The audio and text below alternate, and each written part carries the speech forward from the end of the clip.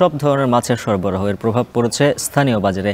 এ বিষয়ে বিস্তারিত জানাতে সাতক্ষীরার সুলতানপুর বড় বাজার থেকে যুক্ত আছেন সহকর্মী আহসান রাজীব। জানাবেন, যারা মাছ চাষি রয়েছে, যেহেতু পুকুর ও ঘের ভেসে গেছে, চাষিদের ক্ষয়ক্ষতির পরিমাণ কেমন আর বাজারের সার্বিক চিত্র জানাবেন।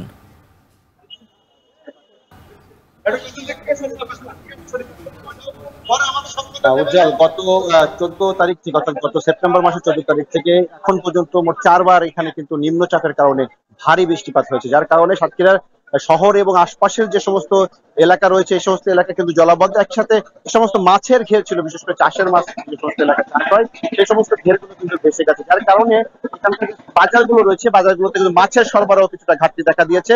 বিশেষ করে যে সমস্ত সাদা মাছগুলো বাজারে বিক্রি হয়, এখানে দুই ধরনের মাছ চাষ হয়ে থাকে, একটি হচ্ছে লবণ পানির মাছ, একটি হচ্ছে মিষ্টি পানির মাছ। তো মিষ্টি পানির মাছটি মূলত ক্ষতিগ্রস্ত হয়েছে বেশি।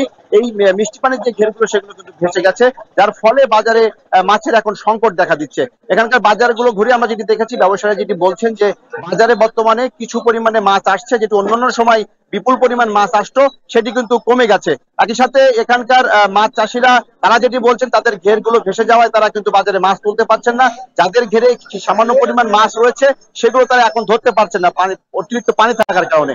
এবং মৎস্য বিভাগ থেকে বলা হচ্ছে যে এবার প্রায় 6,000 হেক্টর পরিমাণ মাছের ঘের সেটি কিন্তু ক্ষতিগ্রস্ত হয়েছে, যার ক্ষতির পরিমাণ প্রায় 700 কোটি টাকা। এবং এখনো বৃষ্টিপাত অব্যাহত থাকায় এই ক্ষয়ক্ষতির পরিমাণ আরো বাড়তে পারে। নতুন করে আবারও যখন এই চাষিরা মাছ চাষ শুরু করতে পারবেন, যখন মাছটি ঘের থেকে যখন মাছটি আহরণ করবেন, তখন কিন্তু বাজারে সংকট কিছুটা কাটতে পারে।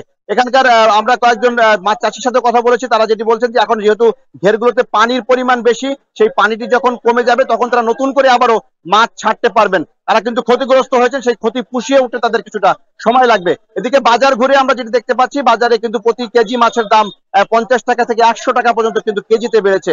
যদিও এখানকার ব্যবসায়ীরা বলছেন যে বাজারে মাছ সংকট থাকার কারণে মূলত দামটি বৃদ্ধি পেয়েছে। এখানে পাইকারি পর্যায়ে মাছের দাম বেড়েছে কেজিতে 30 টাকা থেকে 70 টাকা, এবং খুচরা পর্যায়ে যে সেই মাছের দাম কিন্তু 50 থেকে 100 টাকা, কোনো কোনো মাছে 100 টাকার বেশি কিন্তু বেড়েছে। এদিকে ইলিশের সরবরাহ কিন্তু বাজারে কম রয়েছে। এখানে মূলত বরিশাল থেকে ইলিশ মাছ আনা হয়। এছাড়া নদীর মাছগুলো কিন্তু বাজারে আসছে, সেই নদীর মাছগুলোই আপাতত বাজার তারা সামাল দিচ্ছেন এমনটি তারা বলছেন। তো সব মিলে আমার কাছে এই ছিল সাতক্ষীরা সুলতানপুর বড়বাজার থেকে মাছ বাজারের সবশেষ তথ্য।